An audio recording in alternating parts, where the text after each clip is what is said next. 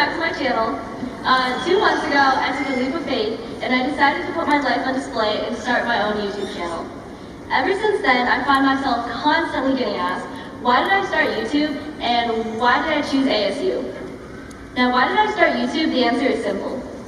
YouTube is about having a passion for your life and wanting to share it with others, and in sharing my life, I hope to guide others through their difficult times and be the role model that would make my younger self proud. Standing before you today, I'm 17 and I've had 2 major surgeries that left me with 4 terrific scars, and I'm missing 1 major organ. And I saw YouTube as my opportunity to help others and share my experience because surgery has been one crazy ride. Now, why did I choose ASU? Given that I'm standing here at this podium and I'm being honored as the salutatorian, you might expect a student like me to attend Harvard or Yale. So why did someone like me choose a school like ASU?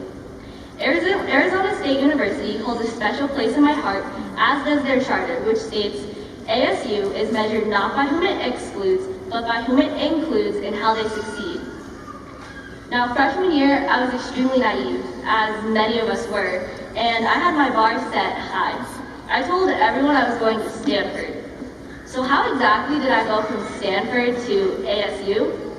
I know what you're thinking. ASU, it's a party school. But funny enough, the first lesson I learned at Vista Peak was not to judge a book by its cover, or rather, not to judge Miss Chuskin's pre-AP English class, because it's actually one of the hardest classes I've ever taken in my life. I am guilty of making snap judgments, and the first time I visited ASU, I did it as a joke. I did a quick Google search of ASU, and I saw their acceptance rate was a whopping 83%, and I couldn't help but laugh and judge.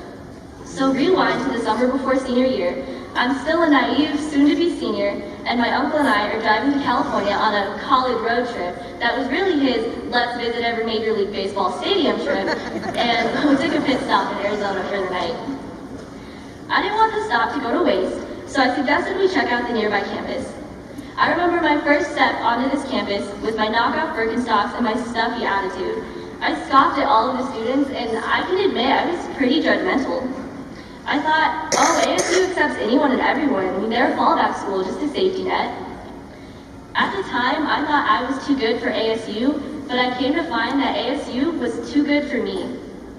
The problem with higher education is that our brains are hardwired to praise the elites.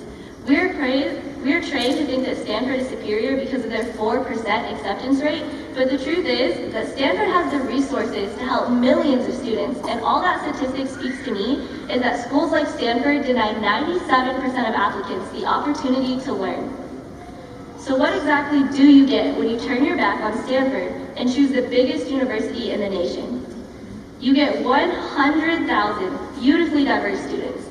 Every nation is represented, every social class, every ethnicity, and every religion.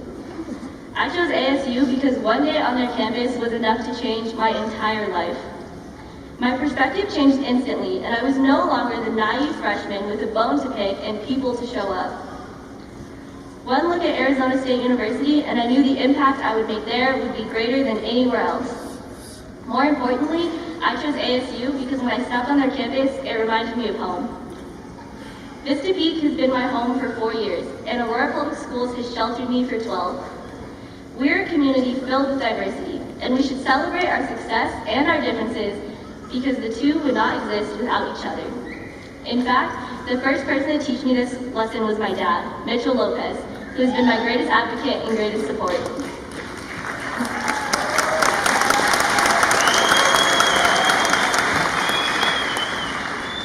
Not to mention my boyfriend, who also taught me a lesson in diversity when he took me to my first quince sophomore year.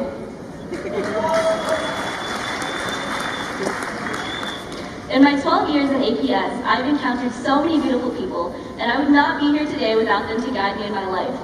I would like to take a moment to recognize all of my teachers from my first year in APS until now.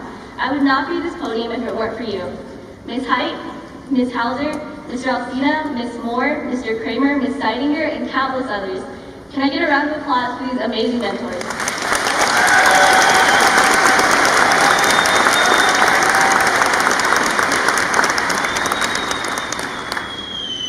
You all are living examples that all heroes don't wear capes.